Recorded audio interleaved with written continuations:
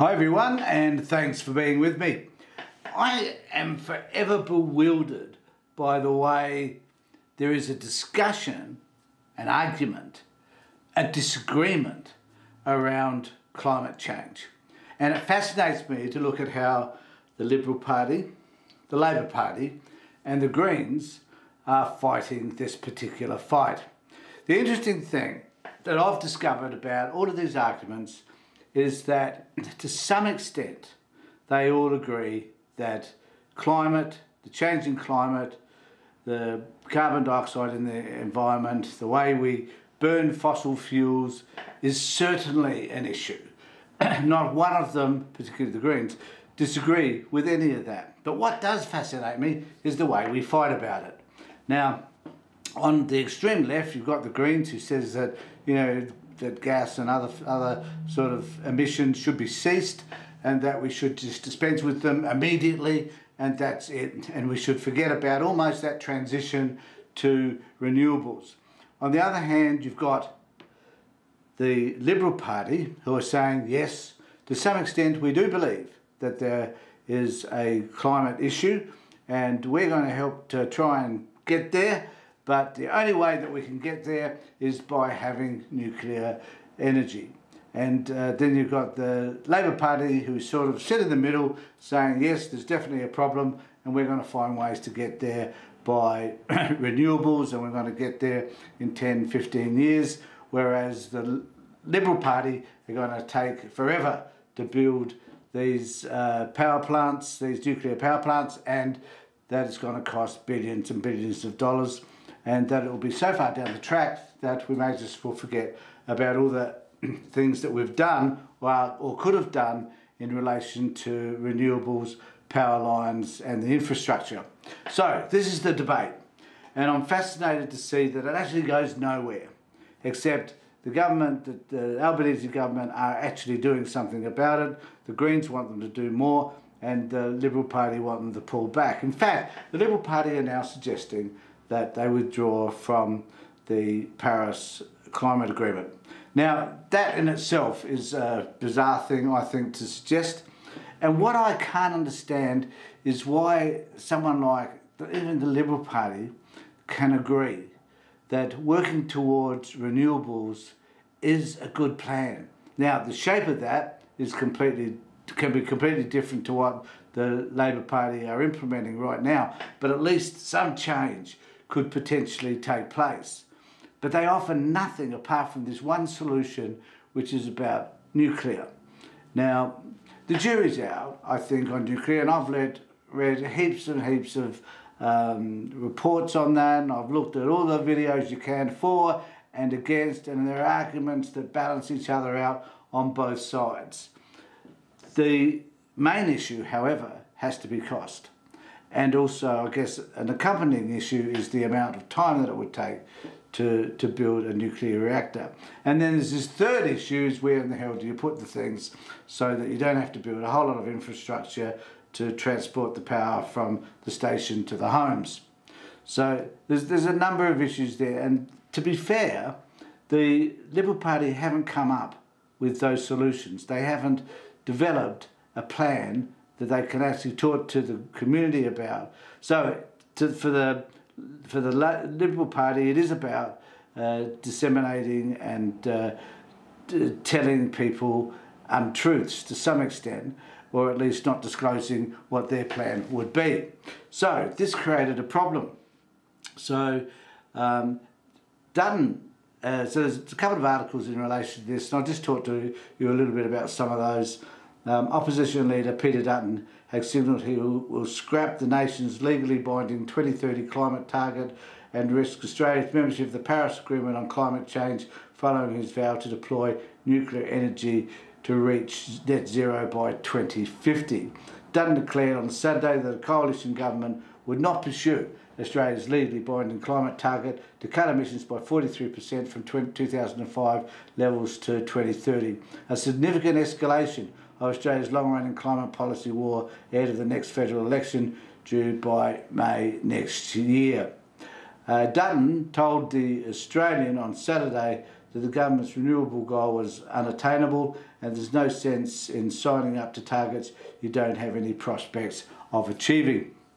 Now, the government will declare that those targets are difficult to reach, but they are confident that with the current plan, they will be able to reach them. So this is Dutton just sowing some sort of uncertainty around all of this, so that he appears to have what might resemble a plan, but in reality is no plan at all, because it's just criticism of the target and the fact that the government, he says, won't be able to reach it. Now, I don't know how he comes to that conclusion, but nevertheless, that's what he needs to do, because he needs to embed some sort of uncertainty in whatever the government is doing. Now, Prime Minister Albanese says that worse than Scott Morrison, PM attacks Dutton over revival of climate wars. Now, Prime Minister Anthony Albanese has accused opposition leader Peter Dutton of being worse than former Prime. Now, can you imagine possibly being any worse than Prime Minister Scott Morrison? But he is specifically saying on climate change, it's a very low bar to be worse than Scott Morrison anyway, but nevertheless, this is what he said. It is in a direct attack on the Coalition's plans to ditch Australia's 2030 emissions reduction target. Albanese's criticism during a press conference in Canberra on Monday comes after Dutton declared he would reverse Australia's legally binding climate target to cut emissions by 43% from 2005 levels, by 2050. On Sunday, the masthead, that's this paper, which is the Sydney Morning Herald, revealed analysis that the opposition's nuclear energy plans would force Australia to fall massively short of its emissions targets, and that would generate more than 2 billion tonnes of extra greenhouse gas by 2050. This would break Australia's commitment to the Paris Agreement. So, that's a kick in the arse to Dutton. Dutton's decision to abandon the target means him walking away from the Paris Accord. If you would walk from the Paris, this is what Albanese said, if you would walk from the Paris Accord, you'll be standing with Libya, Yemen and Iran, and against all of our major trading partners and all of our important allies. Now, after this quote, Peter Dutton is worse than Scott Morrison on climate change. He is all negativity and no plan. And what you've seen now for 2 years under Peter Dutton is a reluctance to announce any policies. And that's the issue. I rest my case. There are no policies from the Liberal Party and the Nationals. And one of the reasons is because the Nationals are the party that are really, I guess they are the ones who are climate deniers. So they are pushing back. The Liberal Party don't know what to do because, of course, they're in the Nationals are in the hip pocket of the Liberal Party, and Dutton, of course, therefore can't make a decision about what is an appropriate plan. But my suggestion would be that it would serve the Liberal Party. Now, really, should I be giving advice to the Liberal Party? Well, why not? Someone needs to, and why not me?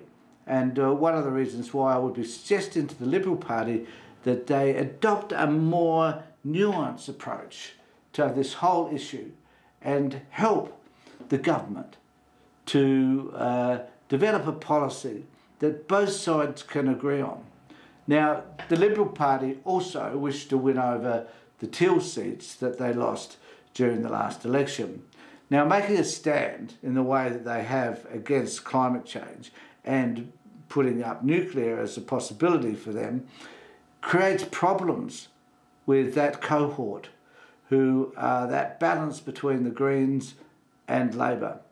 And in order to win that vote, they need to have a climate policy that fits with these middle-class, thinking, well-educated Teal voters. And they can't do it. The Liberal Party are just incapable of understanding that that's where the votes lie, and by not having a policy, an energy policy at all, will create havoc for them in those seats. And my prediction is not only will they not win those seats at the next election, they will also lose other seats to Teal voters or independents as a result. Mark my words, wait and see. It seems to me that they're not prepared to do anything that they can in order to reach a balance between the Greens, Labor and themselves in relation to climate change. It's a crazy suggestion, this nuclear thing. But nevertheless, Dutton's committed to it now, so he has to follow it through. He can't go back on it.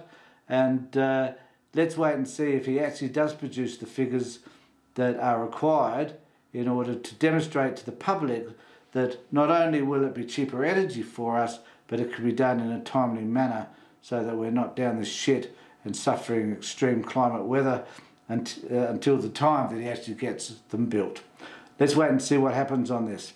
In the meantime, let me know what you think about climate change. Subscribe to my channel, leave some comments below, and in the meantime, look after yourselves, take care of yourselves, and ensure that the people that you love are safe.